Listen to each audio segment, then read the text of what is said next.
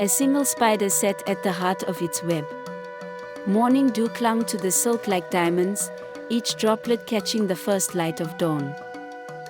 The web was flawless, perfect circles, straight lines, a small universe made with nothing but patience and thread. At the center, the spider waited, still as a carved idol. If you looked closely, closer than most people ever bothered to look, you might notice something strange. Its eyes didn't just see. They calculated. Every movement, every vibration of the silk, registered in that tiny brain.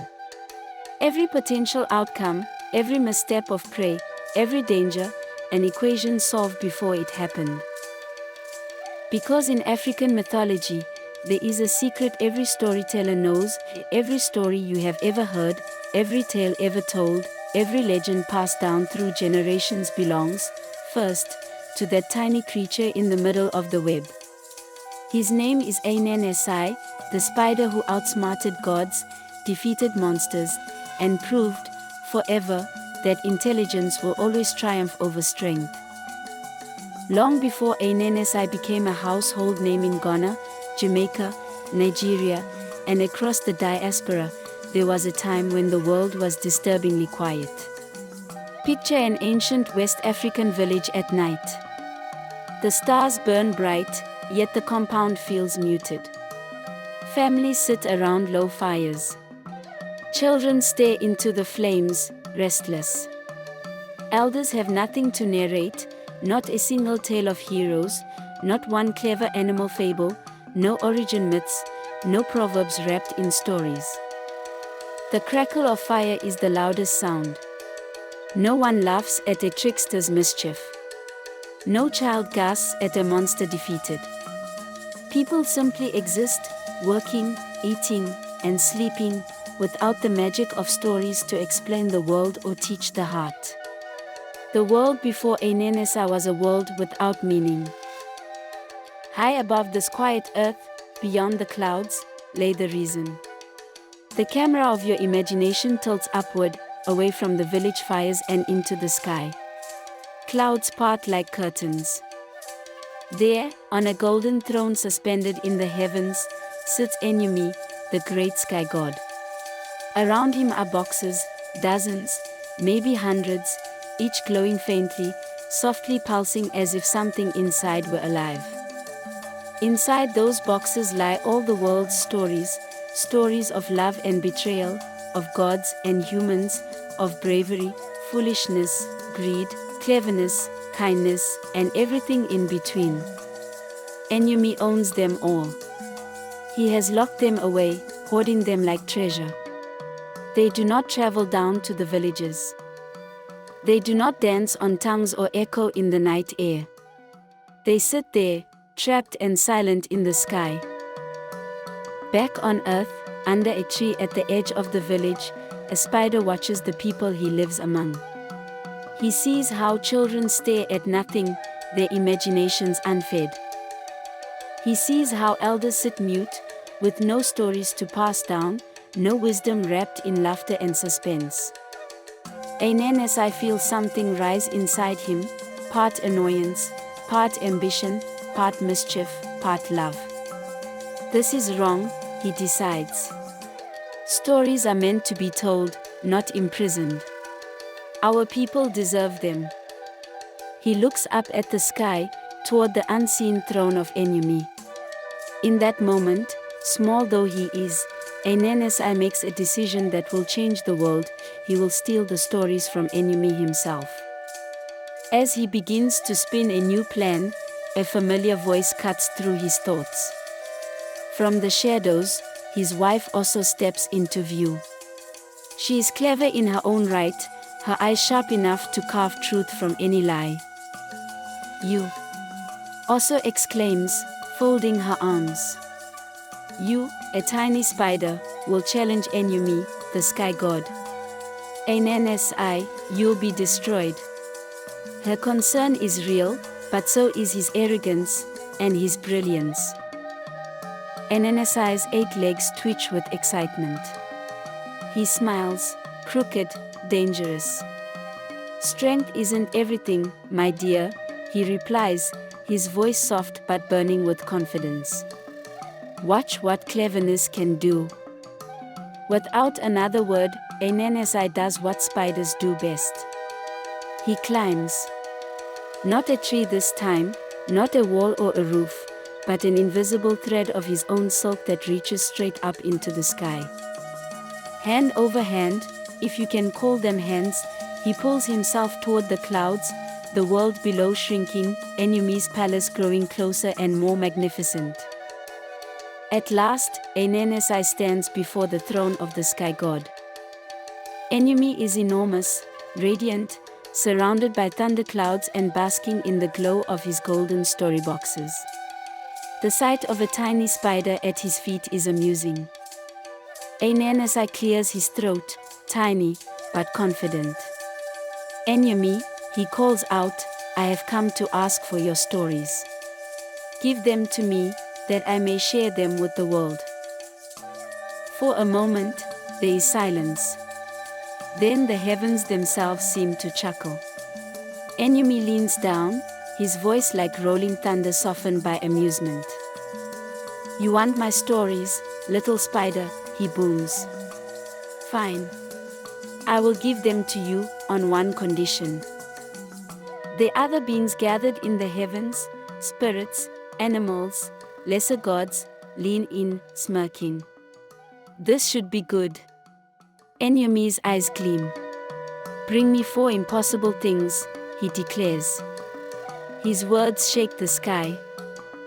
First, Onini, the python who swallows men whole. Second, Osebo, the leopard whose teeth are like knives. Third, the Mmoboro hornets, whose sting brings death. And fourth, Mmoatia, the invisible fairy whom no one can catch. Do this, and the stories are yours. The court of heaven erupts in laughter. A tiny spider, capture a man-eating snake, a killer leopard, a swarm of deadly hornets, and an invisible fairy. Impossible. But Anansi does not flinch.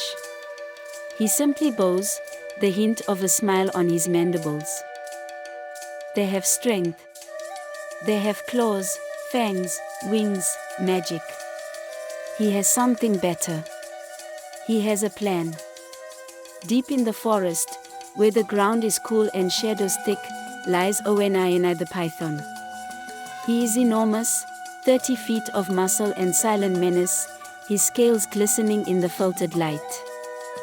Legends say he can crush an elephant, swallow a man without chewing. Creatures give his tree a wide berth. Anansi approaches calmly, dragging a bamboo pole and carrying a coil of vine rope. He pauses under the tree where Onini rests. The python's massive head lifts lazily, tongue flicking, eyes cold. Anansi sighs loudly, as if annoyed. I told her, he mutters to himself, I told Aso you were longer than this pole. But she insists the pole is longer than you. Onini's eyes narrow. What did you say? Anansi looks up, feigning surprise. Oh, Onini. Forgive me, great one. My foolish wife keeps claiming this pole is longer than you. You are far greater, of course. But she would not believe me. Pride blinds more effectively than any cloth. Onini stretches beside the pole. Anansi ties him swiftly, knot after knot. By the time the python realizes, it is too late. He thrashes, but the ropes bite harder. Anansi drags the bound snake, pole and all, back up to heaven. Enumi watches, eyes widening. One impossible task completed. In the dense jungle, Osebo the leopard reigns. Muscles ripple beneath his rosette coat, claws like knives. Anansi digs a pit, covers it with branches. Night falls.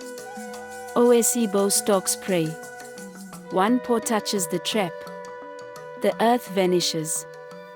He crashes into the pit, roaring, thrashing. Morning comes.